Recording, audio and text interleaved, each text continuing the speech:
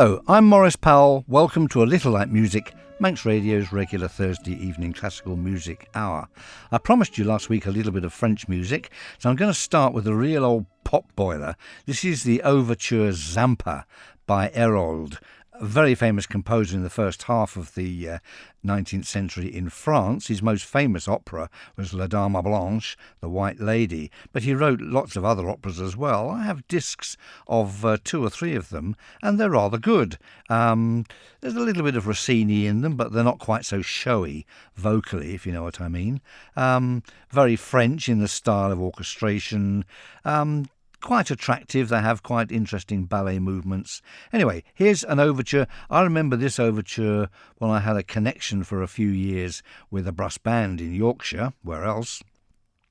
And they used to trot this overture out, arranged for brass band, quite often. And it was very popular. I believe even it was probably in the 1920s, even a brass band contest piece. My colleague in the brass band field would know all about that. Anyway, Herold, the overture Zampa from 1831.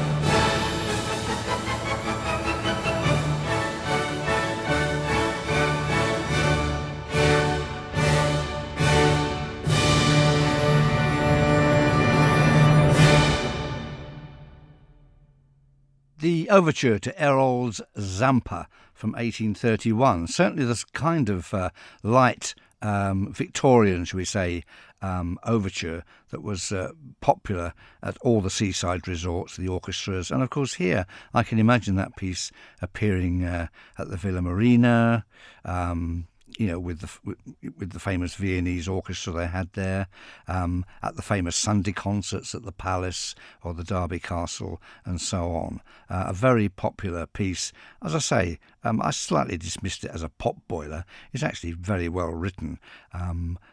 Anyway, let's move on. Now, here's something from an opera that was immensely popular in its day, but I suspect very few people have ever heard. This is Rutland Borton's The Immortal Hour, written in 1913. The opera was, as I say, extraordinarily successful in London in the years just following its first performance, but it's really rather faded now. Possibly Borton himself was a slightly controversial figure. I'm not exactly certain why. He may have had political views that conflicted with the establishment. Don't forget, lots of British composers fell foul of that. Or perhaps it was a relationship he was said to have had with a young designer. Anyway, although this particular work was immensely popular, as I say, his music has rather faded.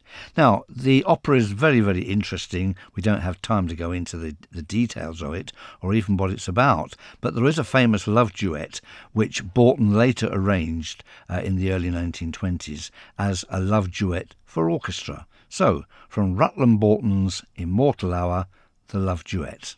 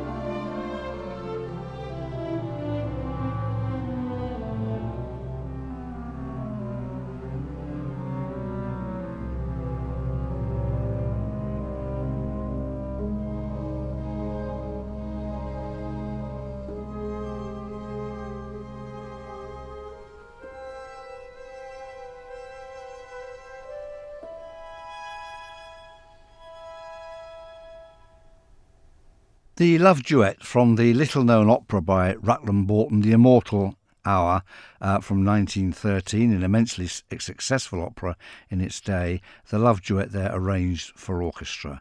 Very attractive. There were certain little reminiscences of Delius there, but quite a distinctive voice. Rather a nice piece.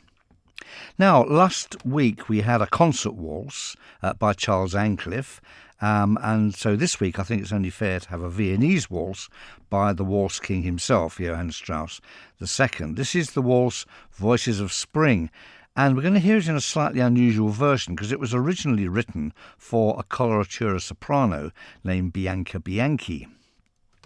Perhaps it might be better known as the Song of the Lark, because it's really all about spring and the larks and such like. Very, very attractive. So although it's better known perhaps as a concert waltz just for orchestra, we're going to hear it in its original version. So, Johann Strauss II, Voices of Spring.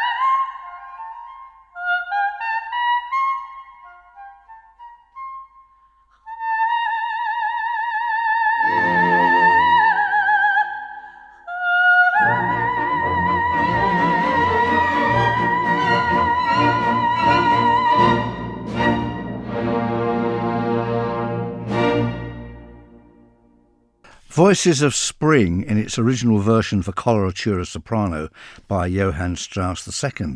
Do you know, I think I rather prefer that to the purely orchestral version. It has no connection with any dramatic work, any operetta or anything like that. It seemed to have a life of its own, and amazingly well sung. Unfortunately, the recording from which I took that extract is not at all clear on which of the two sopranos, Hungarian sopranos, I should add, were actually singing that. So it could have been Ingrid Katesi or Suzusa Shonka. I'm sure I've pronounced their names in a terribly mangled way, and I apologise for that. But Hungarian is notoriously a difficult language. Nevertheless, Voices of Spring, I hope you enjoyed that. A good 7-minute aria, really, but the time seemed to flash by. Beautifully sung. Where to now? Something a little less sparky, I think. This is the music of Roger Quilter, who's began to appear in this series fairly regularly. Beautiful, lyrical, utterly charming English music, much of it written for the theatre, and of course some wonderful songs which all of our great singers on the island will know very, very well. I'm going to play his 3 English dances, premiered in the Queen's Hall, London, with the Queen's Hall Orchestra, of course, in 1910. There's something of Delius here, something of Granger, but something quite distinctive as well. So just relax. 3 English dances by Roger Quilter.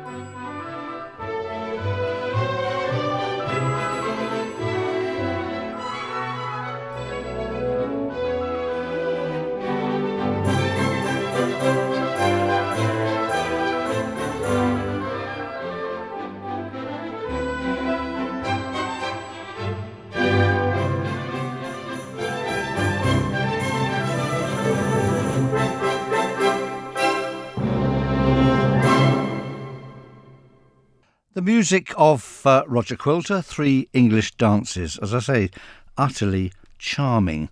I mentioned a slight connection there with Delius and Granger. I'm really hearing more of Elgar in his lighter mood in those lovely pieces, particularly the first one. Just Quilter's music, well, it's just so relaxing, charming, isn't it, on the ear? Let's stop there before we run out of superlatives. Now, there's nearly 50 years between those three charming pieces and our next perky little waltz, which was written in 1959 by Robert Farnon.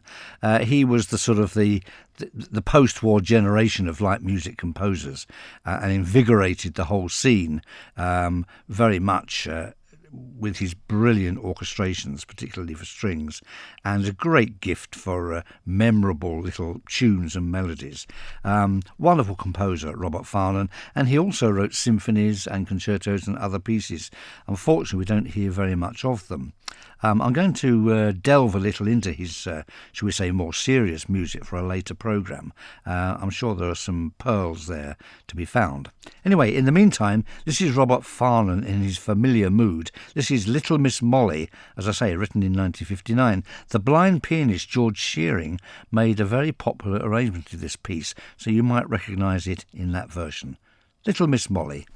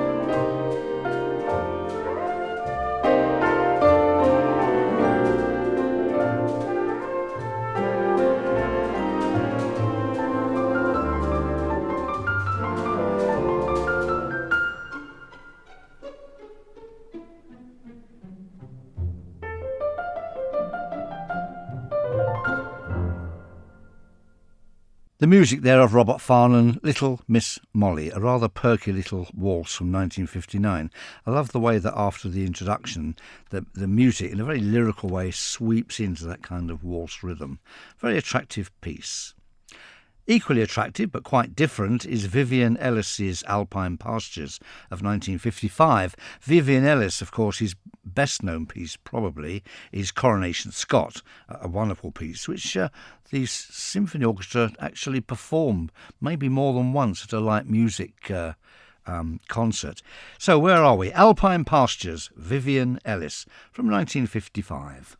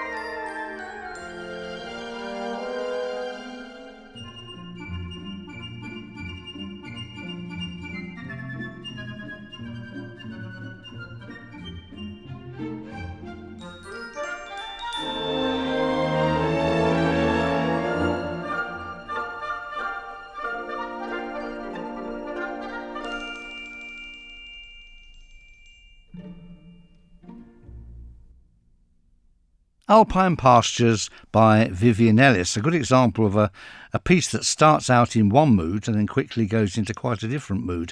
I think at the beginning there was a kind of a parody of the famous Orange de Vache, a kind of a cow-calling tune from the Swiss Alps that you hear in its original form, more or less, at the beginning of Rossini's William Tell Overture.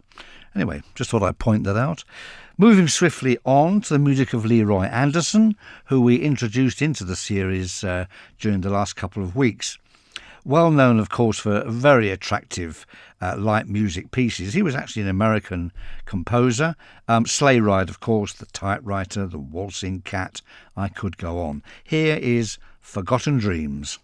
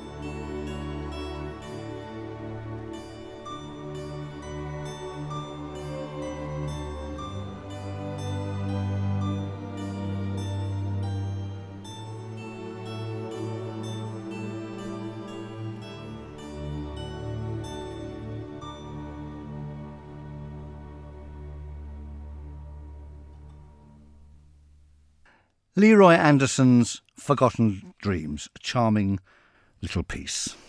And now to something from the 1880s in Paris. This is the music of Gabriel Maurice. It's a Scottish called La Grande Dame, the Grand Lady. He was a prolific composer of dance music in Paris.